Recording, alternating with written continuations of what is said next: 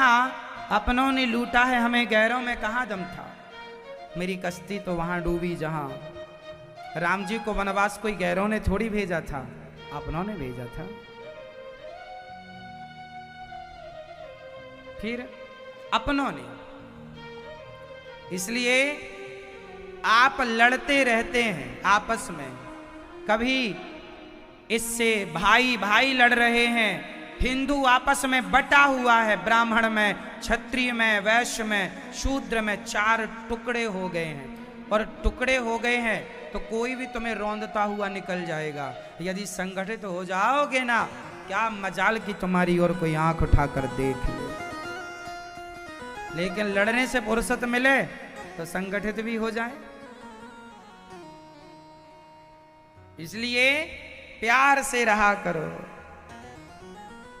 मैं ब्राह्मण नहीं, मैं क्षत्रिय नहीं, मैं वैश्य नहीं, मैं शूद्र नहीं, मैं भारतीय हूं, हिंदुस्तानी हूं। मैं भारतीय हूं, हिंदुस्तानी हूं। मैं ब्राह्मण, क्षत्रिय, वैश्य और शूद्र नहीं हूं, मैं सनातनी हूं। मैं, बोलो, मैं कौन हूं? जोर से, मैं सनातनी हूं। जब सनातनी बनोगे तो संगठन आएगा। झाड़ू तिनकों का संगठन बन के झाड़ू बनती है। झाड़ू को तिनकों को जोड़कर बनाया जाता है। तिनकों को जोड़ दिया, झाड़ू तैयार, कचरे को साफ करती है। और जरा जरा वो झाड़ू बिखर गई ना तो खुद झाड़ू कचरा बन जाती है। पहले तो कचरे को साफ करती है और बिखर गई तो खुद कचरा हो जाती है। जिस दिन बिखर जाओगे ना, खुद कचरा हो जाओगे। संगठन है, संगठित हो तो सारे कचरे को हम बाहर करते रहेंगे। मुगलों जैसे कचरे को, अंग्रेजों जैसे कचरे को बाहर कर दिया कि नहीं? संगठन है, संगठित हैं तो बाहर कर दिया कचरे को। और बिखर गए तो उन्होंने सैकड़ों साल तक राज्य किया। हाँ या ना?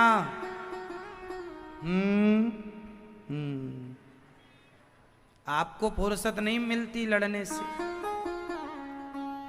मैं बड़ा हूं जी, मैं छोटा हूं। मैं तुझे छू लिया हूं, मैं नहाऊंगा। क्यों? इंसान को छूने से कोई अशुद्ध होता है? वो कुछ मांस खा रहा हो, शराब पी रहा हो, गलत काम कर रहा हो तो माना भी जाए। इंसानों से नफरत ना करो भैया, मेरी मानो तो।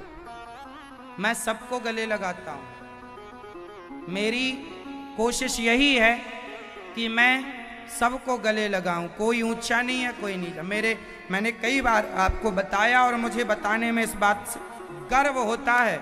मेरे गांव में सारे समाज के लोग रहते हैं। मजदूरी करने वाले, मोची लोग, घड़ा बनाने वाले, कुम्हार लोग, सबको मैं जा कर के गले लगाता हूँ, सबको प्यार करता हूँ। जो बनता है करता हूँ। वो भी प्रेम से बात करते हैं, मैं भी प्रेम से बात करता हूँ। हम भी यदि लायक हैं तो उनकी ज़रूरतें, उनकी बेटियों का विवाह होता है और वो कहते हैं तो ज़रूर पूरी मदद करते हैं। उनकी बेटियों की विवाह में जो है वो सेवा के लिए। आजकल के बड़े लोग क्या करते हैं? बड़ा पैसे वाला है तो गांव के गरीबों से 10,000 के ब्याज से पैसा देता है। 10,000 दूंगा, 10% लूंगा, 5% लूंगा। तो भगवान ने तुम्हें धनवान इसलिए बनाया है कि तुम गरीबों को ठगो, लूटो? अरे मदद करो। भगवान ने धन दिया है, धर्म में लगाओ, मदद करो।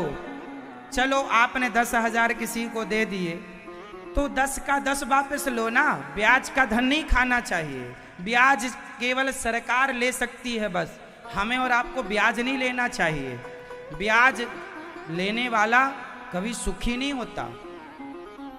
ब्याज का धन खाने वाले की संतान तरक्की नहीं करती। आप उठाकर देख लो, जो ब्याज का खाते हैं वो कितने सुखी हैं, आप देख लो। कुछ दिन तो सब ठीक चलता है शुरू में, बाद में फिर इसका परिणाम देखने को मिलता है। आप उचित लें तो ठीक भी है। जैसे आपने 10,000 रुपए किसी को दे दिए और कहा कि चलो भैया आप इसके 11,000 वापस कर देना। उचित ये नहीं कि 10 का 20 वापस लो। मैंने सुना एक जगह कि एक आदमी ने 10,000 उधार लिया तो उसने 10,000 का ब्याज चुकाया 1 लाख और 10,000 बना का बना। तो ऐसे में तो घोर नरक जाओगे। आप लोगों को ठग रहे हो, गरीबों को लूट रहे हो। लोग पढ़े लिखे नहीं हैं तो आप उसका भी फायदा उठा ले रहे हैं।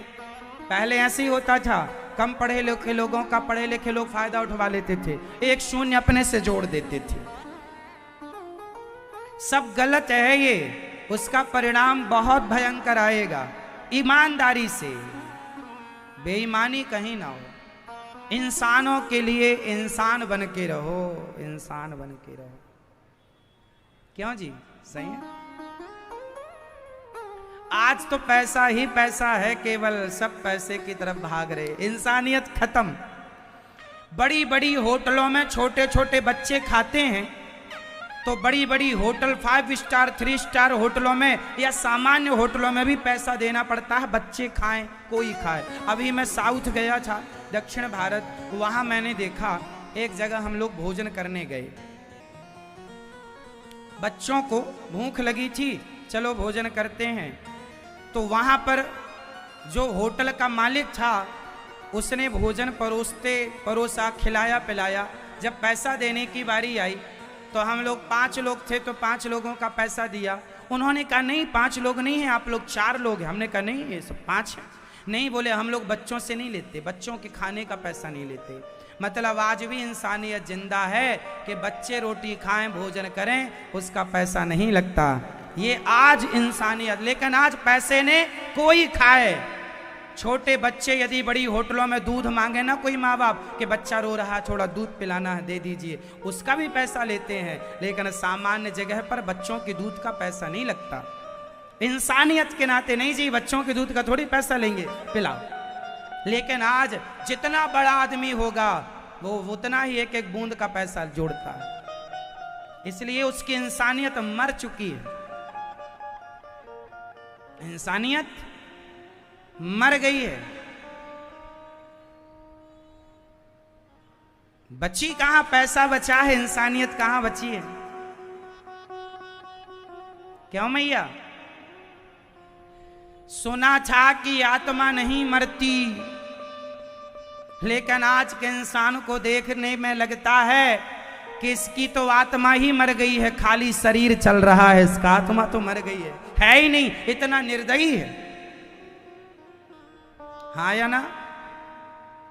क्या हो गया प्रभु तेरी माया, तेरा खेल कैसा, जमाने को पागल बना दे ये पैसा, पैसा पैसा। इंसानियत नष्ट हो गई, कहीं दबी है।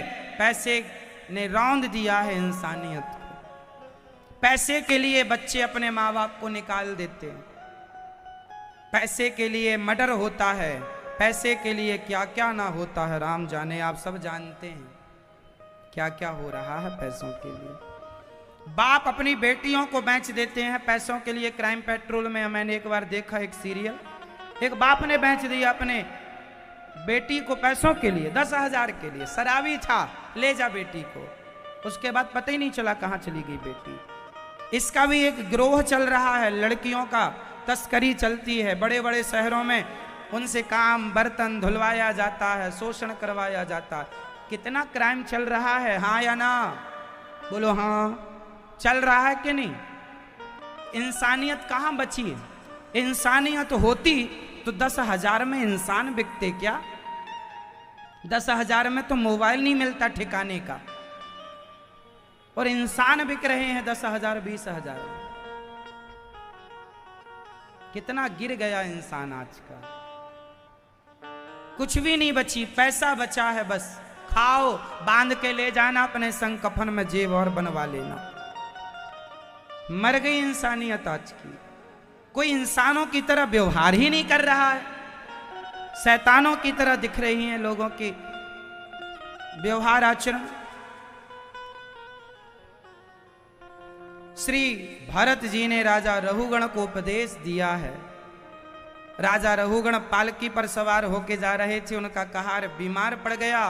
भरत जी महाराज ने उनका पालकी संभाली और चींटी ना दब जाए, पांव से हत्या ना हो जाए, तो छलांग मार दी। और जो छलांग मारी बड़ी आनंद से राजा रहुगण के सिर में पालकी टकराई। राजा रहुगण ने कहा, क्यों रे, कौन है ये उछल कूद करने वाला? कहा, महाराज ये बहुत दिनों ये नया नया भर्ती हुआ है बिना इंटरव्यू का, समझाओ से। समझाया, राजन ठीक ठीक, राजा खतरनाक है, ठीक चल। भरत जी ने छलांग फिर से लगाई, चींटी ना दब जाए। राजा रहुगण ने अब की बार जब छलांग भरत जी ने लगाई तो पालकी सिर पे टकराई। राजा रहुगण के सिर से रक्त गिरने लगा, खून आ गया। राजा रहुगण ने कहा, मूर्ख, कौन है ये? कहा, महाराज ये नया नया है, बड़ा उछल कूद कर रहा है, मैं तुझे मृत्यु दंड दूंगा, मृत्यु दंड दूंगा, आज छोड़ूंगा नहीं तुझे। भरत जी को लगा इस मूर्ख को ज्ञान देना जरूरी है। राजा रहुगण ने, भरत जी ने राजा रहुगण को ज्ञान दिया। राजन, तुम किसे मारोगे, किसकी हत्या करोगे? अच्छा बताओ, मृत्यु किसकी होती है, शरीर की या आत्मा की? आप बताओ, आप बताओ, किसकी? शरीर की। आप बताओ, शरीर की। आप बताओ, मृत्यु किसकी होती है, शरीर की या आत्मा की? किसकी? आप बताइए, मृत्यु किसकी होती है? हाँ, मृत्यु शरीर की ही होती है, आत्मा कभी मरती नहीं है। हम कौन हैं? अब ये बताओ, आप कौन हैं? शरीर हैं आप या आत्मा है आप कौन हैं? आप कौन है? आपका परिचय? आप कहते हैं मेरा नाम राम सिंह है, मेरा नाम अजय है, विजय है, सीता है, गायत्री है। ये आपको नाम आपकी पहचान के लिए दिया गया है। हजार लोगों में सीता को मैं पहचान लूं, सीता यहां आओ, विजय यहां आओ, तो पहचान के लिए नाम है। आप वो नहीं है जो आपका नाम है ना? आप कौन है? आप कौन है? आत्मा है या शरीर है? बैठे बैठे आप कौन है? आप आत्मा है। हम कौन हैं? आत्मा है। हम अनिरुद्धाचार्य नहीं हैं, आत्मा है। इस आत्मा ने अनिरुद्धाचार्य नाम का, अनिरुद्धाचार्य जैसा ये शरीर रूपी कपड़ा पहन रखा है। आत्मा ने जो कपड़ा पहना है उस कपड़े का नाम अनिरुद्धाचार्य है। आपका क्या नाम है? गोविंद। तो आपकी आत्मा ने गोविंद नाम के कपड़े को पहन रखा। आपके शरीर को गोविंद के नाम से जाना जा रहा है ना, गोपाल के नाम से जाना जा रहा है। तो आत्मा का कोई नाम नहीं है, रूप नहीं है, रंग नहीं है। वासांसि जीर्णानि यथा विहाय। आत्मा पुराने शरीर को छोड़कर नया शरीर धारण, पुराने कपड़े को उतार कर नया। पिछली बार आपने कोई और कपड़ा पहना होगा, इस बार ये गोविंद वाला पहने। अगली बार क्या पहनने का विचार है? अगली बार कुछ भी, जैसे हाथी, तो हाथी का कपड़ा पहन लिया तो हाथी, उसकी बॉडी का नाम हाथी है, आत्मा का नाम हाथी नहीं है। शेर किसका नाम है? उसके शरीर का या उसकी आत्मा का? जल्दी से बताओ। शरीर का नाम शेर है, तो शेर रूपी कपड़े को आत्मा ने पहन लिया। गधे रूपी कपड़े को आत्मा ने पहन लिया तो वो गधा हो गया, शेर हो गया, हाथी हो गया। कुत्ते के कपड़े को पहना, कुत्ते की आत्मा का नाम क्या है? आत्मा का कोई नाम नहीं। कुत्ते के शरीर को कुत्ता कहते हैं, कुत्ता। अब शरीर के भी हम हिसाब करने लग जाएं तो फिर गहरी बात हो जाएगी। शरीर में भी नाम है, ये नाक है, ये आंख है, ये कान है, ये गाल है, ये अधर है, ये हृदय है, ये पेट है, ये पीठ है। यदि हर अंग निकालो तो शरीर बचेगा नहीं, सबको जोड़ दो तो शरीर है, वरना हर का नाम अलग अलग ये अलग, इसका नाम अलग, इसका नाम अलग, इसका नाम अलग, इसका नाम अलग, इसका नाम अलग, इसका नाम अलग, इसका नाम अलग, इसका नाम अलग, पीठ का अलग, पेट का अलग, कमर का अलग, जंघा का अलग, सबके नाम, सबको जोड़ दिया तो शरीर हो गया। हाँ या ना? तो हम कौन हैं? हम कौन हैं? शरीर या आत्मा? हम कौन हैं? हम कौन हैं? पीछे की मैया बोलेंगी, मैया बताओ आप कौन हो? शरीर हो या आत्मा हो? आप आत्मा हो। आप आत्मा हो। शरीर तो यहीं रह जाता है, शरीर जला दिया जाता है, गाड़ दिया जाता है ना? साथ कौन जाता है? आत्मा। आत्मा के संग जाता है मन। मन जो पाप पुण्य किए हैं ना, वो पाप पुण्य की फाइल जाके मन में सेव हो जाती है, फिर मन जाता। उस मन के द्वारा फिर आपका हिसाब किताब होता है। यमराज जी कहते हैं, वहाँ यमराज जी हिसाब करते हैं, आपके पाप और पुण्यों को अलग अलग करते हैं। पाप ज़्यादा होंगे तो पापों का दंड दे करके फिर 84 के चक्कर में, पुण्य ज़्यादा होंगे फिर मनुष्य का शरीर 84 का चक्कर भोग के आखिरी बार फिर मनुष्य बना दिया जाता है। माना कि आपके 5 किलो पाप निकले, 100 ग्राम पुण्य निकला, तो 5 किलो पाप के लिए 84 का चक्कर भोगाए, नाली का कीड़ा बनाया, चमगादड़ बनाई आपको। जब भोग कर आए तो फिर पुण्य जो बचे थे उस पुण्य के बल पर मनुष्य का शरीर दे दिया। अब ये मनुष्य का शरीर पाकर चाहे गलत कर लो चाहे अच्छा कर लो, आप दोनों के लिए स्वतंत्र हैं। क्यों मैया? ओ मैया सुन लो मेरी माँ, आज मौसम क्या अच्छा मिला, आप लोगों को सो ही गए। हाँ? कई लोगों के तो खर्राटे यहां तक आने लग गए, इतनी गहरी नींद आ गई। हमने भी सोचा चलो मौसम ठंडा है, घर के सताए हैं सो जाएं बेचारे, घर में सोने मिलता नहीं है। बूढ़ों को सोने नहीं देते बच्चे, पोता पोती।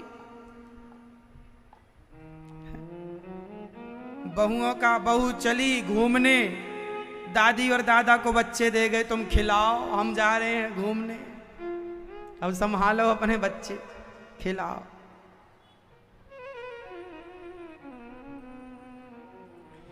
तो हम हैं आत्मा, शरीर यहीं रह जाएगा, हमारे संग पुण्य पाप संग जाएगा, उसके हिसाब से हमारा अगला जन्म सुनिश्चित होगा। आप अगले जन्म में क्या बनेंगे? हो सकता है आप फिर से मनुष्य बन जाएं, हो सकता है आप गधा बने, हो सकता है आप चमगादड़ बने, हो सकता है नाली का। वो आपके कर्मों के हिसाब से यमराज जी डिसीजन लेंगे। जैसा आपका कर्म होगा वैसा अगला आपका जन्म होगा। तो ऐसा चलता रहता है। किसी का बहुत सारा जन्म लेना पड़ता है, किसी का थोड़ा ही 1-2 योनियों में जाके फिर वापसी हो जाती है। पाप कम होंगे तो कम भटकना पड़ेगा, इसलिए पाप कम करो, पुण्य थोड़ा बढ़ाओ। तो ऐसा सिस्टम चलता रहता है। अच्छा ये बताओ कि आत्मा को सुख दुख होता है क्या? बोलो हाँ या ना। तो शरीर को सुख दुख होता है क्या? हाँ या ना। यदि आत्मा निकल गई तो शरीर तो पड़ा है, आप उसे जलाते हैं तो क्या वो चिल्लाता है? इसका मतलब है शरीर को भी सुख दुख नहीं होता, आत्मा को भी सुख दुख नहीं होता। फिर सवाल खड़ा होगा कि हमें कोई मारता है तो दर्द किसे होता? मच्छर काटता है तो दर्द किसे होता है? चोट लगती है दर्द किसे होता है? क्यों? सुई लग जाए तो दर्द किसे होता है?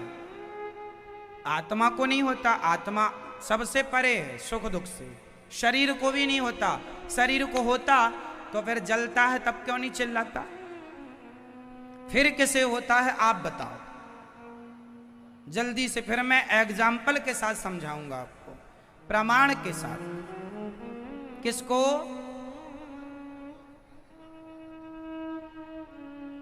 अब आपको हम समझाते हैं एक घटना से। आपने आर्यभट्ट का नाम सुना है? कौन है ये आर्यभट्ट? आर्यभट्ट को क्या जानते हैं, मतलब उनको किस लिए जानते हैं? शून्य, जीरो देने वाले आर्यभट्ट को उस जमाने में आर्यभट्ट को एक बार एक बीमारी हो गई। वैद्य जी के पास गए। वैद्य जी ने कहा आपके यहाँ कुछ बीमारी ऐसी थी उस जमाने की, जैसे आज के भाषा में हम कुछ भी नाम दे दें। डॉक्टर ने कहा ऑपरेशन करना पड़ेगा। उस जमाने में बेहोश करने का इंजेक्शन होता नहीं था। आज तो बेहोश करके आप चीरा फाड़ी कर लेते हैं, सिल देते हैं, दर्द नहीं होता, बाद में होता है जब होश आता है। अब चीरा फाड़ी करें तो करें कैसे, क्योंकि बेहोशी तो थी नहीं। आर्यभट्ट से वैद्य जी ने कहा कि यदि चीरा लगाएंगे तो बड़ा दर्द होगा, आप चिल्लाएंगे, चीखेंगे। एक काम करते हैं, हम दवाई देके ठीक करने की कोशिश। वैद्य जी बोले पर होगा नहीं, ऑपरेशन करना पड़ेगा, नहीं जान चली जाएगी। आर्यभट्ट ने कहा आप ऑपरेशन करो, दर्द होगा, होने दो आप। आर्यभट्ट इतने बड़े गणितज्ञ थे कि उन्होंने अपने, समझना अभी उत्तर आपसे मांगूंगा। आर्यभट्ट इतने बड़े गणितज्ञ थे कि उन्होंने अपने दिमाग में कितना कठिन सवाल लेकर आए और उसको हल करने के लिए पूरा मन, पूरा दिमाग उस सवाल के उत्तर में लगा दिया। यहाँ वैद्य जी ने अपना चीरा फाड़ी चालू रखा और यहाँ आर्यभट्ट ने अपने दिमाग को सवाल के हल में बिजी रखा।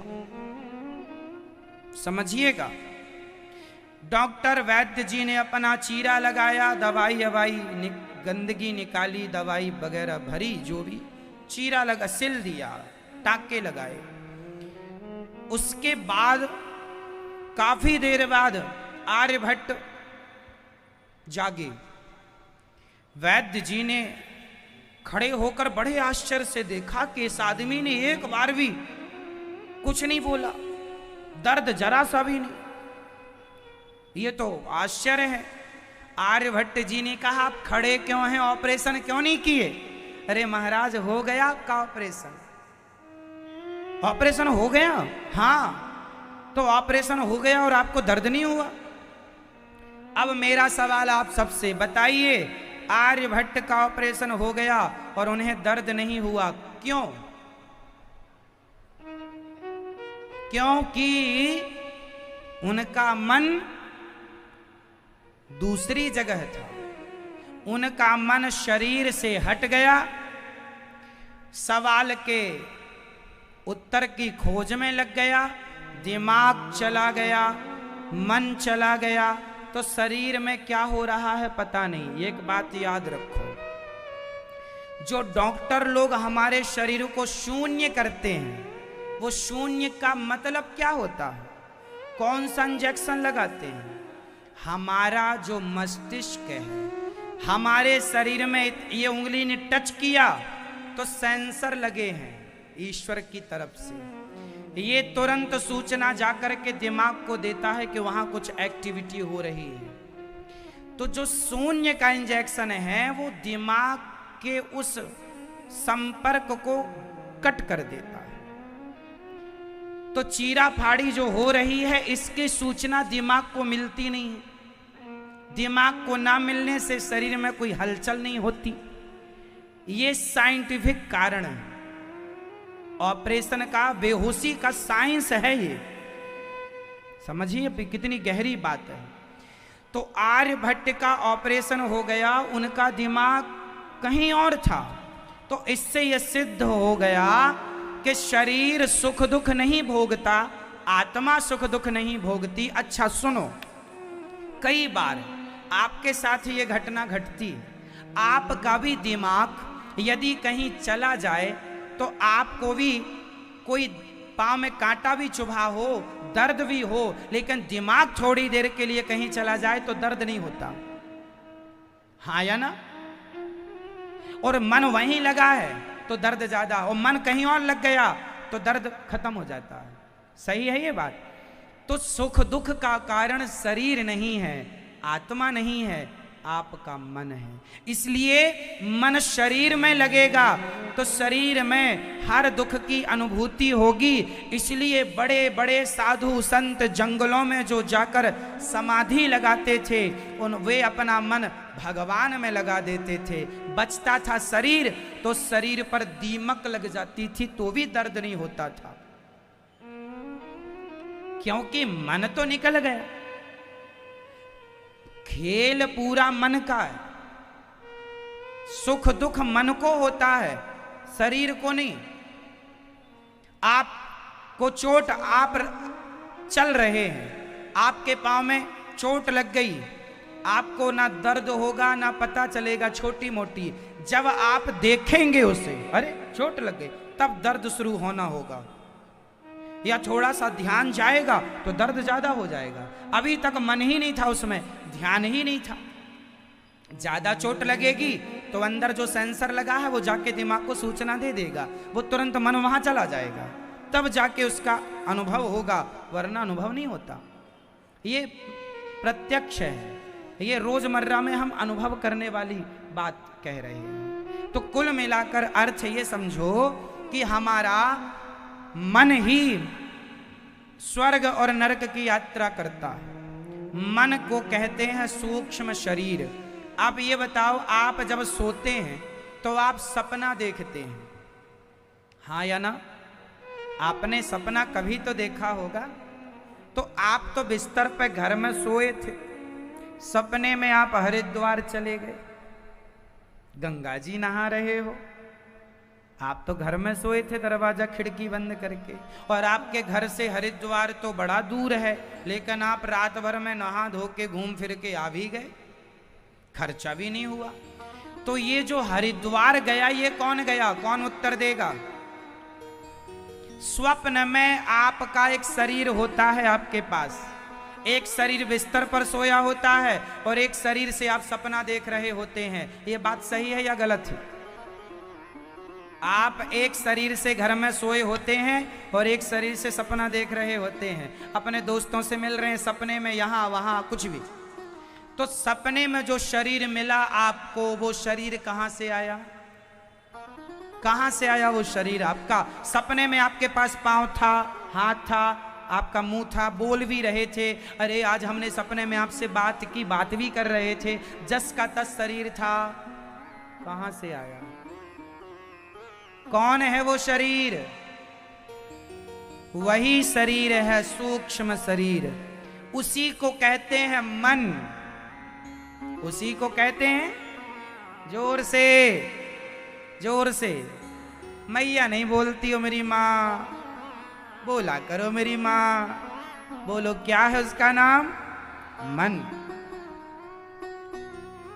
तो हम जब मरते हैं तो हमारा शरीर तो यहीं जला दिया जाता है, आत्मा निकलती है और सूक्ष्म शरीर में प्रवेश कर जाती है।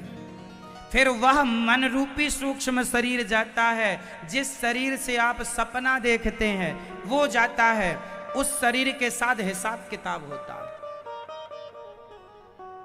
कितना पाप किया, कितना पुण्य किया, चलो बताओ। फिर आप बताते हैं। सूक्ष्म शरीर झूठ नहीं बोलता, सब सही सही बताता है, उसके हिसाब से हिसाब किताब हो जाता है।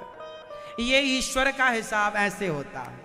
ईश्वर का सॉफ्टवेयर बड़ा अपडेट, एक एक मिनट का उनके पास हिसाब है कि वो 2010 को 12 तारीख को 12 फरवरी को आपने क्या पाप किया था, क्या पुण्य किया था।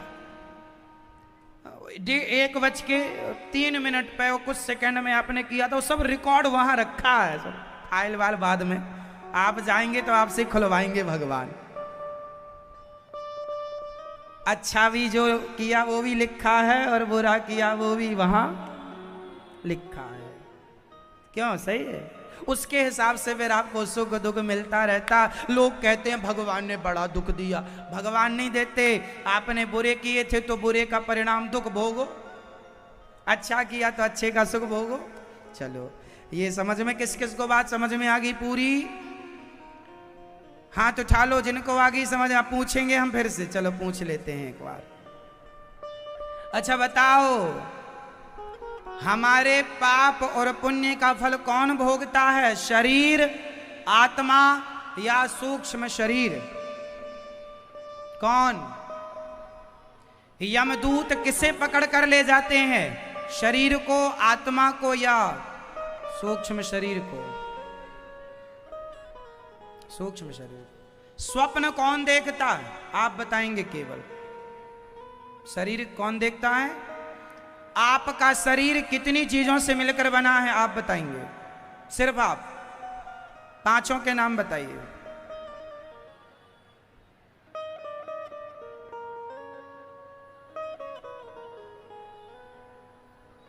हवा?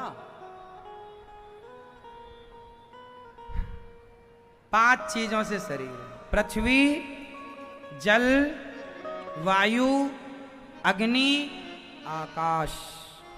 छित जल पावक गगन समीरा, पंच रचित अति अधम शरीरा। हमारा शरीर 5 तत्वों से मिलता है, 5 से बनता है और जलने के बाद 5 में मिल जाते हैं। शरीर यहीं खत्म। आत्मा मन में मिल गई, सूक्ष्म शरीर में जाओ, अपना हिसाब किताब करके फिर वापसी आना। शेर आत्मा का नाम होता है या शरीर का? आप बताइए बेटा, आप बताओ, आत्मा का क्या नाम होता है? आत्मा किसका अंश होती है? आत्मा का स्वरूप क्या होता है? कौन बताएगा? आत्मा ईश्वर का अंश, ईश्वर अंश, जीव अविनाशी। आत्मा किसका अंश है? भगवान का। भगवान से जैसे बिजली से पावर हम मिल रहा है सब चीजों को, उसी प्रकार ईश्वर से पावर मिल रहा है आत्मा का। आत्मा है तो सब काम कर रहा, आत्मा गई सब बंद। तो आत्मा ईश्वर का अंश है, ऐसा ज्ञान दिया राजा रहुगण को। भरत जी ने दिव्य ज्ञान पाकर दोनों भगवत धाम को गए। कुछ सवाल थे, रहुगण के सवाल को हल किया, भगवत धाम को चले गए। तो 28 प्रकार के नरक होते हैं, जो जैसा पाप करता है वैसे नरक में जाता है। रौरव, महारौरव, अंधतामिश्र, ऐसे 28 प्रकार के नरक होते हैं। राजा परीक्षित ने कहा, क्या हम सबको नरक जाना पड़ेगा? आप में से कितने लोग नरक जाने से बचना चाहते हैं? हाथ उठा लो। नरक जाने से किसे किसे बचना है? हाथ उठाओ। मैया आपको जाना, रिजर्वेशन कराऊं वहां का? हा? नरक जाने से बचना है तो एक उपाय है। कलयुग केवल नाम आधारा, सुमरी सुमरी नर उतरही पारा। यदि कोई भगवान का आश्रय ले ले, भगवान की भक्ति का आश्रय ले ले, तो भगवान अपने भक्तों का कभी पतन होने नहीं देते, उनकी सदगति होती है। इसलिए कुल मिला के अर्थ ये निकला, आपको भगवान की शरण में रहना चाहिए और भगवान से संबंध मेंटेन रखो अपना। आप दुनिया के लोगों से संबंध मेंटेन रखते हैं कि नहीं? जैसे आप लोग नेताजी के यहाँ झंडे उठाने पहुंच जाते हैं, मेंटेन रखते हैं आप लोग अपने नेता को? हर चुनाव में झंडा उठाने आपकी ड्यूटी लग जाती है, उठाओ। जैसे आपको नेताजी मेंटेन रखते हैं, ऐसे भगवान की भक्ति को भी मेंटेन रखना चाहिए। भक्ति को क्या रखना चाहिए? मेंटेन। संसार का काम करो पर भगवान की भक्ति ना छूटे, भगवान ना छूटे। वो छूट गए खत्म हो जाएगा सब। थोड़ा मेंटेन करो, समझो। भगवान से प्रेम कितना करना चाहिए आप बताओ? हाँ, तो आप करते हैं? आप कितना प्यार करते हैं भगवान से?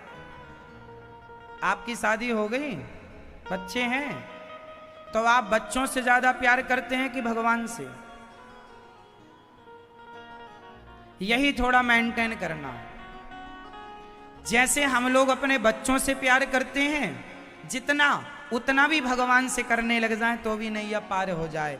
पर 2 बच्चे हैं, 3 बच्चे हैं तो तीनों से करते हैं, एक भगवान से नहीं कर पाते।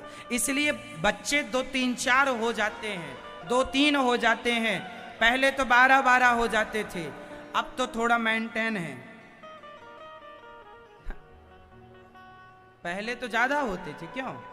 पहले तो ऐसा था, सास को भी बच्चे हो रहे हैं, बहू को भी चालू हो गए। पता चला चाचा छोटा है, भतीजा बड़ा है ना? तो अब तो थोड़ा मेंटेन है।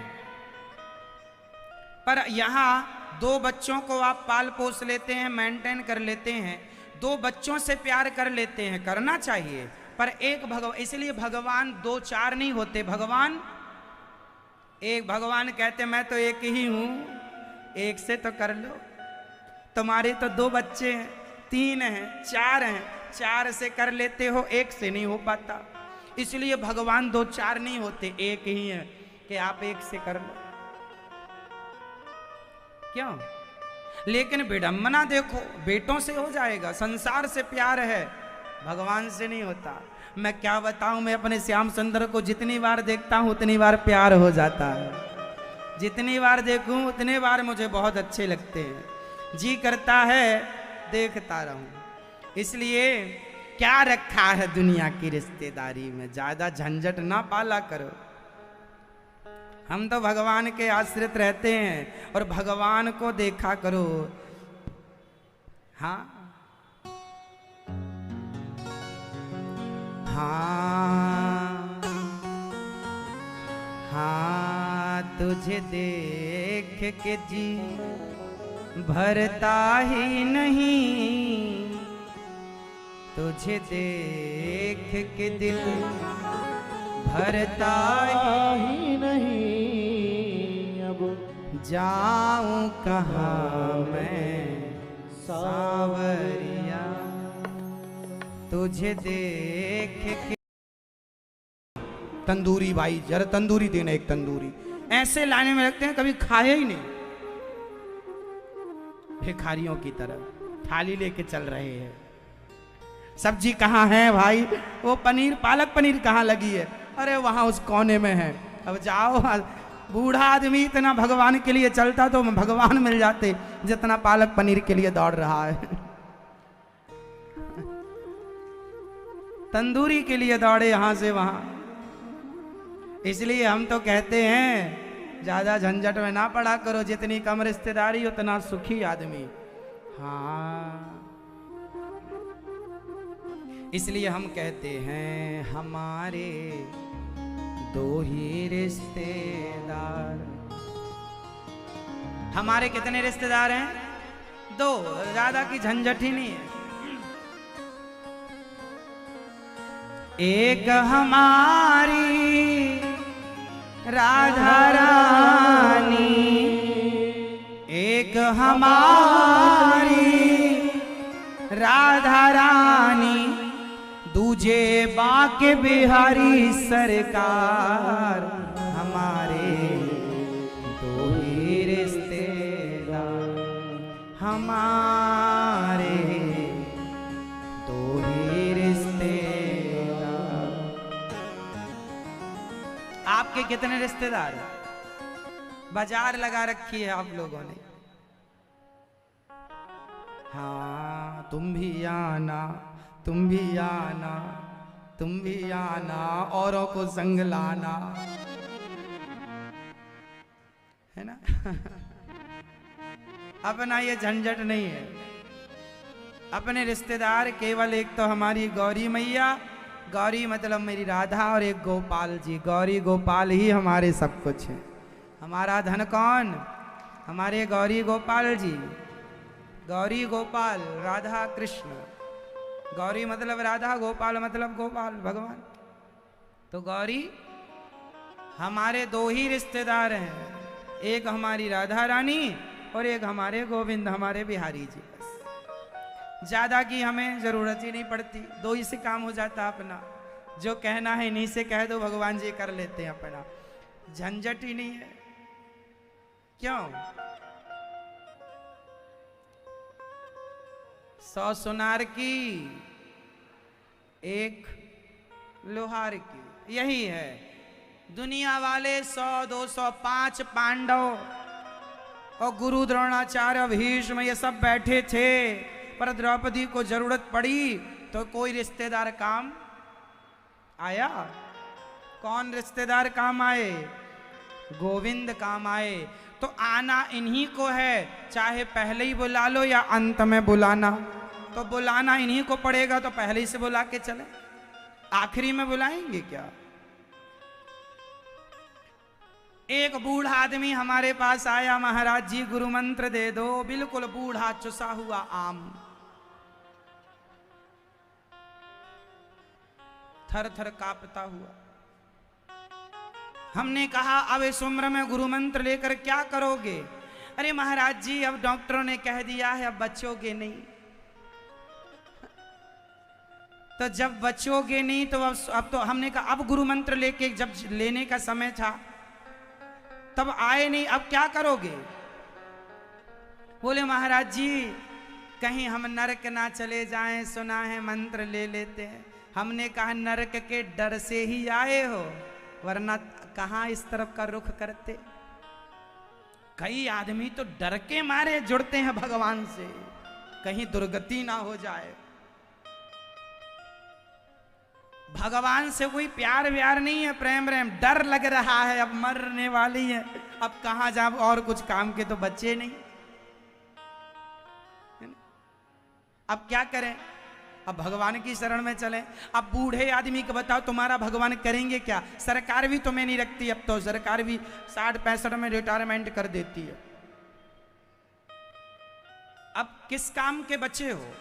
अरे जब शरीर में ताकत थी तब भगवान का चिंतन करते, भगवान की शरण में रहते, काम करते हुए भगवान का स्मरण करते।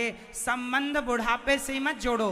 ठीक है अब आए हो तो भगवान दयालु हैं, कृपा करेंगे, परंतु लड़कपन से भगवान का भजन, हाँ भजन कर मस्त जवानी में, बुढ़ापा किसने देखा है।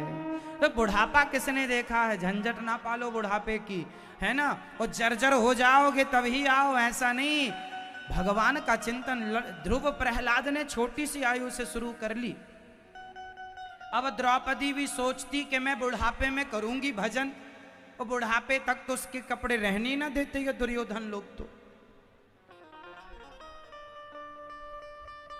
क्यों? वो तो अच्छा है पहले ही से जोड़ लिया संबंध, पतिवती तो काम आए ना। गांडीवधारी पड़े रहे सब, भीम भैया सब धरे रह गए, कोई काम नहीं आया। कौन काम आया? भगवान। तो काम देर सवेर वही आएंगे, चाहे अभी बुला लो चाहे बाद में ही बुलाना। क्यों मैया कब बुलाओगी? अभी या कल करेंगे महाराज, कल कल में तुम्हारा बुढ़ापा आ गया।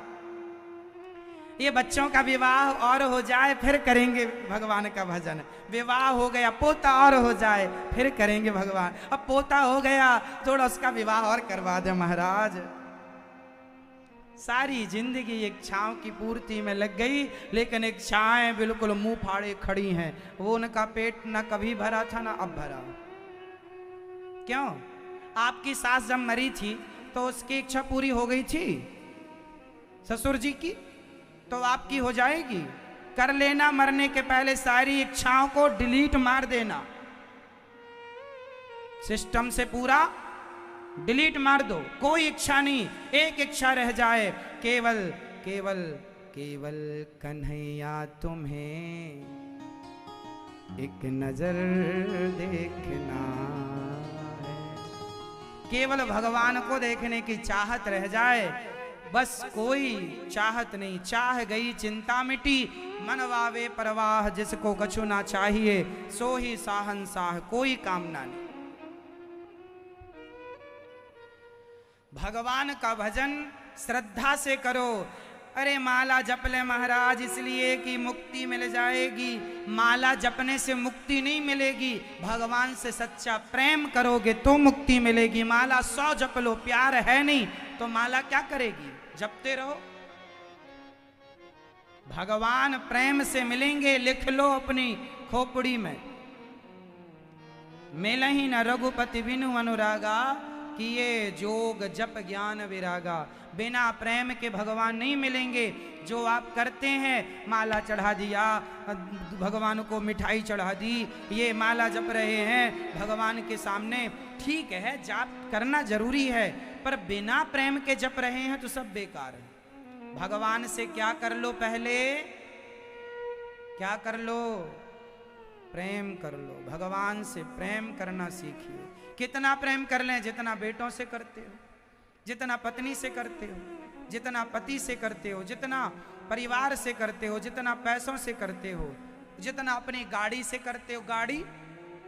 गाड़ी खरीद ली 10-20 लाख की, उसी को पहुंचता रहता है। क्यों पहुंच रहा है? प्यार करता है गाड़ी से, लोहे की चीज से प्यार कर लेता है। भगवान से जितना प्यार आदमी का गाड़ी घोड़े से हो जाता है, उतना भी भगवान से नहीं हो पाता। ये विडंबना देखिए। आप कुत्ता खरीद लाएं 20,000 का, उससे प्यार कर लेते, मेरा डॉगी मेरा 20,000 का कुत्ता है, टॉमी से प्यार हो गया, लेकिन भगवान से नहीं हो रहा। कितनी बड़ी विडंबना। हाँ या ना? बोलो। क्या मैया प्यार करोगी भगवान से? अभी किससे करती हो? अब तो करोगी ना भगवान से। अभी किससे करती थी? करती थी भगवान से। ठीक है, भगवान से सच्चा प्रेम कीजिए, दिखावे वाला नहीं। भगवान तो सब जानते हैं ना कि आप अच्छा कर रहे हैं, रियल कर रहे हैं, या दिखावा चल रहा है, इसलिए प्रेम। तो भगवान अजामिल जैसा पापी भगवान का नाम लेता है, बाद में यमदूत उसे छोड़कर चले गए। पार्षदों ने कहा 12 साल का समय देता हूं भगवान का भजन करना। अजामिल ने नाम जपा इसलिए नहीं, उसने श्रद्धा से नाम लिया, अंत में भक्ति किया, तब उसकी सदगति हुई। आप ये ना सोचना कि एक नाम मरते समय ले लेंगे। मरते समय सबके मुंह से राम का नाम नहीं निकलता। जिसने जीवन भर अभ्यास किया होगा उसी के मुंह से निकलेगा, वरना आप मुंह के भरोसे नहीं रहना कि आखिरी में जपेंगे तो हमारी भी अजामिल जैसे सदगति हो जाएगी। क्या भरोसा के निकलेगा मुंह से अंतिम समय? कौन लेगा इसकी गारंटी? अभी से करो। अंत समय कैसा होगा कौन जानता है? किस स्थिति में आपको मरना पड़ेगा कौन जानता है? मौत कब आएगी कौन जानता है? आएगी ये तो मैं जानता हूं, कब आएगी कैसे आएगी ये मैं नहीं जानता। आएगी बस ये जानता हूं, कब आएगी ये भी नहीं पता अपने को। बस आएगी तो उसकी तैयारी कर लें थोड़ा थोड़ा समय निकाल के। जैसे बेटी के विवाह के लिए थोड़ा थोड़ा पैसा बचाते हो कि नहीं, इसी तरह अपने कल्याण के लिए भी थोड़ा थोड़ा पुण्य का धन बचाया करो, अपने अलग से पुण्य किया करो। ये हमारे मरने की तैयारी चल रही है। अजामिल जैसे पापी का भी उद्धार हो गया। एक बार इंद्र ने अपने गुरुजी का अपमान किया, गुरुजी नाराज होकर चले गए। इंद्र को नारायण कवच की दीक्षा दी और उन्होंने बलवान होकर के खूब आनंद से इंद्र ने वृत्तासुर को, विश्वरूप को मारा, फिर वृत्तासुर को उन्होंने मारा। इसके बाद वृत्तासुर पिछले जन्म में चित्रकेतु नाम के राजा थे, बहुत सारी पत्नियां थीं, पुत्र था नहीं, एक रानी को बेटा हो गया तो राजा उस रानी से ज्यादा प्यार करने लग गए। तो अन्य रानियों ने बच्चे को जहर देकर मार दिया, बच्चा मर गया। राजा रोने लगे। नारद जी ने कहा मत रो, जिसकी जितनी थी उतना ही जिएगा। नहीं मेरा तो बेटा चाहिए मुझे। नारद जी ने जल मंत्र पढ़ के छिड़का, जिंदा हो गया।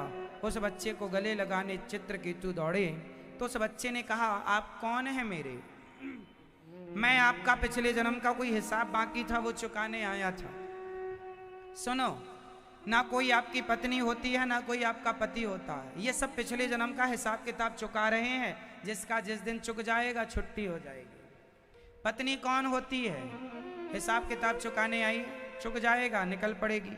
तुम्हारी भी हिसाब हो गया, छुट्टी, चलो खाली करो सीट, चलो।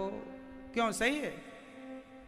बेटे का हो गया हिसाब, बेटा चला गया। इस धरती पे सबको मरना है, अपना अपना हिसाब किताब। आप लोग वृंदावन कितने दिन के लिए आए हैं बोलो? कोई 4 दिन के लिए, कोई 1 दिन के लिए, कोई 7 दिन के लिए, कोई 10 दिन के लिए, कोई 15 दिन के लिए, कोई महीने भर के लिए। आपका जब पूरा हो जाएगा तो जाओगे कि नहीं? हाँ या ना? उसी तरह ये जिंदगी तुम्हें मिली है, 10 साल, 20 साल, 25 साल, 50 साल, 80 साल, 100 साल, पूरा समय हो गया। चलो चलो चलो चलो, स्टेशन आ गया, उतरो, जाओ। सही है?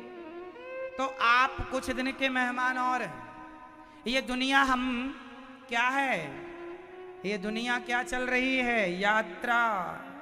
जिंदगी एक सफर है सुहाना, यहाँ कल क्या हो किसने जाना। जिंदगी एक सफर है सुहाना, यहाँ कल क्या हो किसने जाना। जिंदगी एक सफर है, जिंदगी यात्रा है। हम कौन है? यात्री। आप लोग कौन हैं? जोर से, आप सब यात्रीगण हैं। यात्रीगण कृपया ध्यान दें। मोबाइल पर जो यात्री लगे हैं मोबाइल से बाहर आए। यात्रीगण मोबाइल से बाहर आइए और सुनिए। यात्रीगण कृपया ध्यान दें कि आप लोग अपनी अपनी तैयारी कर लो, ट्रेन आने वाली है, फलाने प्लेटफॉर्म में आएगी, सामान तैयार रखना। क्यों मैया? यमराज की मृत्यु की ट्रेन प्लेटफॉर्म पर थोड़े दिन बाद पहुंचने वाली है। पुण्य का झोला भर लो, काम आएगा। तो हम सब कौन हैं? यात्री हैं। कोई की यात्रा 25 साल की, आप 25 साल में चले गए तो 25 साल की यात्रा। आप 70 साल में मर गए तो 70 साल की यात्रा। आप 80 साल में मरे तो 80 साल की यात्रा। आप 100 साल में मरे तो आपकी यात्रा कितने दिन की थी? 100 साल। आप और हम सब हैं कौन? यात्री। और यात्रा के दौरान हमें कुछ लोग मिलते हैं। आप ट्रेन में बैठेंगे तो आपके सामने बगल में सीट में कोई ना कोई बैठा मिलेगा। उसी तरह ये पत्नी हमें यात्रा के दौरान बीच में मिल गई। देखो ना, जब आप 25 साल के थे, 20 साल के थे, तब तो शादी हुई, तो 20 साल बाद यात्रा में पति मिल गया। हाँ या ना? अच्छा, आप लोग अपने पति को मैया संग लाई थी क्या मां के पेट से? पत्नी को लाए थे आप लोग? बीच रास्ते में ही पत्नी मिलती है। हाँ या ना? पति बीच रास्ते में मिलता है। 20 साल बाद, 25 साल बाद, 30 साल बाद जब शादी हुई तो पति मिल गया। अब पति मिल गया, सुनो, साल 2 साल शादी के बाद और यात्रीगण आएंगे। बच्चा, बेटा, बेटी, सब यात्रा। आपके यात्रीगण बढ़ते चले गए, सीट पैक होती चली गई। आपके आसपास की जो सीट खाली थी ना, स्टेशन आता गया, लोग चढ़ते गए। स्टेशन में एक आदमी चढ़ता है, एक आदमी उतरता है। दादाजी का स्टेशन आ गया, उतर गए, तब तक बहू के बेटा हो गया। तो एक आया, एक आ रहे हैं, एक जा रहे हैं। एक आ, ये ऐसा होता है। आप देख रहे हैं रोजमर्रा, हम तो यही देखते हैं। आप नहीं देखते क्या? दादाजी चले गए और बच्चा बहू के बेटा हो गया। लो, एक चढ़ गया ट्रेन में, एक उतर गया। तो आप पहले एक थे, यात्रा में अकेले थे, फिर आपको 2 पत्नी मिल गई, पति मिल गया, फिर बच्चे मिल गए, 4 हो गए, फिर और यात्रीगण मिल गए, दामाद मिल गए, और यात्रा में फिर समधि समधन सब मिलती चली गई। वो बड़ा होता गया सब, है ना? और उसके बाद क्या हुआ? एक दिन क्या हुआ? पत्नी निपट गई। एक दिन पत्नी चली गई। पत्नी चली गई, कहां चली गई? यात्रा चल रही थी, पत्नी का स्टेशन आ गया, बेचारी उतर गई अपना। अब तुमने ज्यादा प्यार कर लिया था उससे, अब रो उसके नाम पर पत्नी के लिए। पति स्टेशन आया, पति उतर गया, अब रो तुम पति के लिए। क्यों किया था प्यार? कह रहा हूं कि प्यार व्यार ना करो दुनिया से, प्यार भगवान से करो। दुनिया से व्यवहार करो, यात्रा है, यात्रियों के संग व्यवहार करो, बोलो चालो। स्टेशन आएगा तो उतरेगा ही। आपके पति का भी स्टेशन आएगा, पत्नी का भी आएगा, आपका भी आएगा। क्यों मैया आएगा? बोलो हाँ। नहीं आएगा? आएगा, आएगा, आएंगे, करण अर्जुन आएंगे।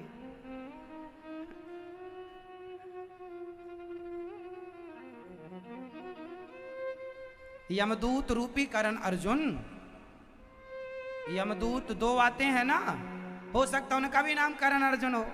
आएंगे, करण अर्जुन आएंगे, यमदूत जरूर आएंगे और आपकी यात्रा पूरी करने में वो मदद कर। चलो सामान अमान वही रखेंगे, कुली। चलो यात्रा पूरी हुई। और सुनो, एक दिन आप लोग स्टेशन में उतर जाएंगे ना, तो ऐसी जगह जाएंगे कि वहां से कोई फोन नहीं, कोई चिट्ठी नहीं। हाँ, वहां से फिर कोई, हाँ, चिट्ठी न कोई संदेश, जाने वो कौन सा देश जहां तुम चले गए। जाओगे कि नहीं? चिट्ठी न कोई संदेश, जाने वो कौन सा देश जहां तुम चले गए, जहां तुम चले गए। मेरे दिल को लगा कर ठेस, जाने वो कौन सा देश जहां तुम चले गए। एक आह भरी होगी हमने न सुनी होगी, जाते जाते उसने आवाज तो दी होगी। उस वक्त कहाँ थे हम, हर वक्त यही है गम, जहाँ तुम चले गए। कहाँ तुम चले गए। तो जाओगे एक दिन जहाँ से चिट्ठी न कोई संदेश। सही है। इसलिए हम ये जिंदगी यात्रामय जीवन गुजारो। हम सब कौन हैं? परदेसी। इसलिए कहता हूं परदेसियों से ना अखियां मिलाना। आपकी पत्नी भी परदेसी और आपका पति भी। ये गीत हैं तो फिल्मी, पर अर्थ यदि ठीक ठीक किया जाए तो इनका अर्थ भी गहरा। परदेसियों से ना अखियां मिलाना, परदेसियों को है एक दिन जाना। परदेसियों से ना, ज्यादा प्यार ना करो, रोना पड़ेगा। हम तो चले परदेस, हम परदेसी हो गए। छूटा अपना देश, हम परदेसी हो गए। ये गलियां पथ पनघट ये पंछी बरसों पुराना, बरसों पुराना। कल तक थे सब अपने, अब लगता है बेगाना। बदला जग ने भेष, बदला जग ने भेष, हम परदेसी हो गए। छूटा अपना देश, हम परदेसी। तो हम सब परदेसी हैं और एक दिन सब लोग परदेसी तो छूटते ही हैं। तुम तो ठहरे परदेसी, साथ क्या निभाओगे। सुबह पहली गाड़ी से घर को लौट जाओगे। गाड़ी आएगी आएगी आएगी, बस कब आएगी अपने को नहीं पता, पर ये पता है आएगी जरूर। इसलिए पुण्य करो, अच्छे कर्म करो। दो बातों को याद रखो, गोस्वामी जी लिख रहे हैं, दो बातों को भूल मत, जो चाहे कल्याण। नारायण एक मौत को, दूजे श्री भगवान। अपने भगवान को और अपनी मृत्यु को सदा याद रखना चाहिए कि हमें एक दिन मरना है। जो लोग कहते हैं मुझे नहीं जानते हो, मैं ये हूं, समझ लो ये अपनी मौत भूल चुके हैं। मौत याद रखोगे ना तो अभिमान नहीं आएगा। प्यार से रह लो, थोड़ी सी जिंदगी है, लड़ते रहते हो, कब मर जाओ पता नहीं है, लेकिन फिर भी फुर्सत नहीं है प्यार से रहने की, लड़ते रहते हो। थोड़ी सी उम्र है माँ की, बूढ़ी माँ है, 2-4 साल के अंदर चली जाएगी, बूढ़ी हो चुकी है अत्यधिक, लेकिन फिर भी बेटा बहू को 2-4 साल भी वो बोझ लगते हैं। कुछ बेटों को, सबको नहीं। ये नहीं कि अच्छी सेवा करें और खुश रखें, पता नहीं कब पहली गाड़ी से निकल जाए, कब गाड़ी आ जाए, कब जाना पड़ जाए, कब बुलावा आ जाए। परदेसी हैं, जाना पड़ेगा, लेकिन कोई सुनता ही नहीं, समझते ही नहीं, मनमानी ही करना है। फिर भगवान भी तरीके से, फिर इसलिए नरक बनाए। आदमी प्यार से चले, हिसाब किताब से, तो नरकों की क्या जरूरत है। समझते ही नहीं, ठीक रास्ते पर चलना ही नहीं जानता। इसलिए दिव्य ज्ञान बच्चे ने दिया चित्रकेतु, वही वृत्तासुर बने, इंद्र के हाथों मृत्यु हुई। स्तुति की भगवान की, अहम दासानुदासो भवितास्मि भूसा भूयः, दासानुदासो भवितास्मि भूयः। मैं आपके दासों का भी दास बन जाऊं तो मेरी सदगति हो जाए। इसलिए भगवान की भक्ति करो या भगवान के भक्तों की भक्ति करो, कुल मिला के अपने आप को भगवान से या भगवान के भक्तों से जोड़ करके रखो, है ना। प्रहलाद जी छोटी सी उम्र है, इनके पिताजी बड़ा दुष्टता का व्यवहार करते हैं ध्रुव प्रहलाद जी से, पर प्रहलाद जी भगवान का चिन्ह। प्रहलाद जी के पास कमी क्या थी, खूब पैसा था, कोई कमी नहीं, लेकिन वो जान गए कि मेरा धन पैसा नहीं है, मेरा धन हीरा नहीं है, मेरा धन सोना चांदी, मेरा धन तो गोविंद है। किसी के कान में हीरा, किसी की नाक में हीरा, क्या कहें हम आपसे, हमारे तो श्याम है हीरा, हमारे तो कृष्ण कन्हैया हमारे हीरा है। भगवान को अपना धन मानना चाहिए। कागज के टुकड़ों को मान लिया, पैसे की जरूरत पड़ती है साहब, काम धाम के लिए ठीक है, पैसे के बिना भी गुजारा नहीं है, माना कि, पर उचित सामान्य जिंदगी जीने के लिए पैसा चाहिए। आत्म कल्याण करने के लिए राम नाम का धन थोड़ा इकट्ठा करते चलोगे, आपको लाभ होगा। हिरण्यकश्यपु ने प्रहलाद जी को पढ़ने भेजा, बहुत सताया। जब इसे पता चला कि भगवान का भजन करता है, होली का बुआ लेके गोद में बैठ गई, खूब जलाना चाहा, जहर दे के मारना चाहा, हाथी के पांव के नीचे प्रहलाद को दबाना चाहा, पर जब बचाने वाले भगवान हो तो क्या मजाल के कोई मार सके। बचाने वाले भगवान तो कोई मार नहीं सकता, भगवान के भक्त को कोई नहीं मार सकता, भगवान रक्षक हैं। और जब मौत आएगी तो फिर मरेगा, कोई भी हो, मरना तो सबको है। जीवन का अंतिम सत्य है मृत्यु, वहां से तो सबको गुजरना पड़ेगा, आखिरी चौराहा वही। तो प्रहलाद जी के गुरु जी ने पढ़ाया, पढ़ के आए, पिता ने पूछा क्या सीखा, श्रवणम कीर्तनम स्मरणम पाद सेवनम अर्चनम वंदनम दास्यम सख्य आत्मनिवेदनम नवधा भक्ति सुना दी। 9 भक्ति होती हैं भक्तों। पहली भक्ति है कथा सुनना, जितना समय मिला करे कथा सुना करो। अभी आपको प्रश्नोत्तरी भी 7 बजे मिलेगी सुनने को। कोई सवाल समझ में ना आया हो, हमारी कोई बात आपकी समझ में ना आए, तो आप कोई डाउट्स रह जाएं तो पूछ लिया करो 7 बजे रोज। इसलिए प्रश्नोत्तरी यूट्यूब पर अनिरुद्धाचार्य नाम के चैनल पर आती है, चैनल को सब्सक्राइब भी कर लेंगे। 75 लाख लोग जुड़े हैं यूट्यूब पर, 75 लाख लोगों का बड़ा परिवार है। फेसबुक पेज को भी मिला दिया जाए, सारे यूट्यूब चैनलों को मिला दिया जाए तो लगभग 1 करोड़ से ऊपर बड़ा परिवार पूरे भारत में, क्या पूरी दुनिया में आध्यात्म जगत का सबसे बड़ा परिवार है ये गौरी गोपाल परिवार। तो आप भी YouTube पर अनिरुद्धाचार्य नाम के चैनल को सब्सक्राइब कर लें और कथाओं को, अच्छा कथा किसको अच्छी लगी हाथ उठाओ।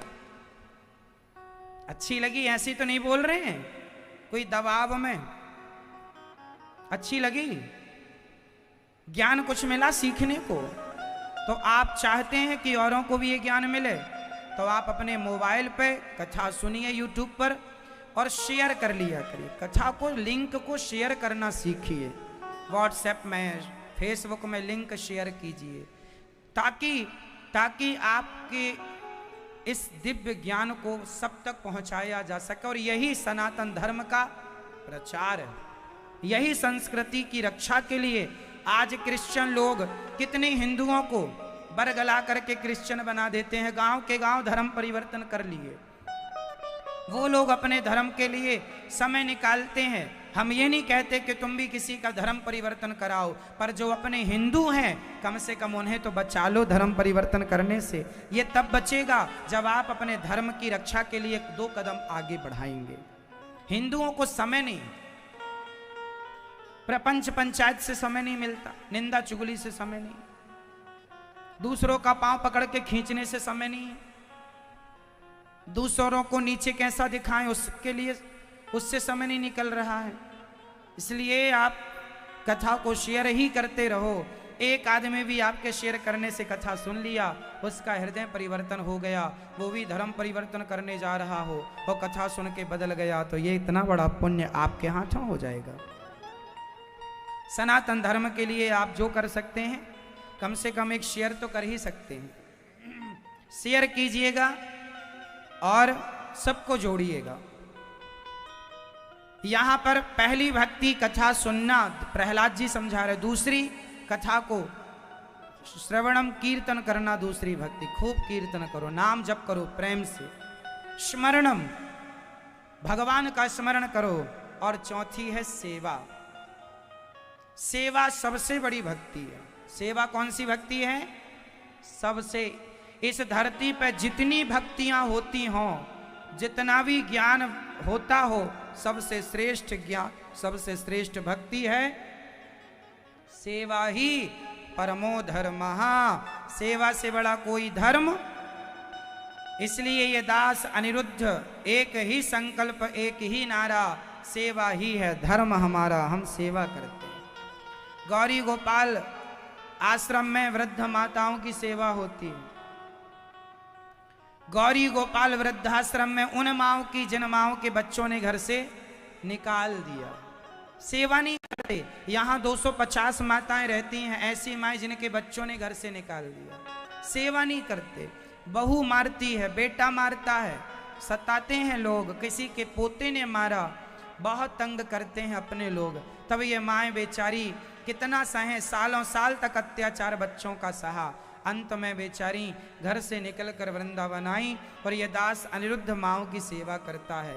आपसे निवेदन यही है कि ये पूरा आश्रम भर गया है, अब सामने बन रहा है एक बड़ा आश्रम वृद्ध माओं के लिए और वृद्ध पिताओं के लिए। वृद्ध माएँ तो यहाँ रहती हैं, वृद्ध पिताओं की भी। अब कई वृद्ध पिता आते हैं जिनके बच्चों ने मार मार के निकाला, तो वृद्ध पिताओं के लिए भी अब बनाने की आवश्यकता है। तो सामने आश्रम बन रहा है, आप टीवी पर देख पा रहे हैं, काम चल रहा है बड़ी तेजी से।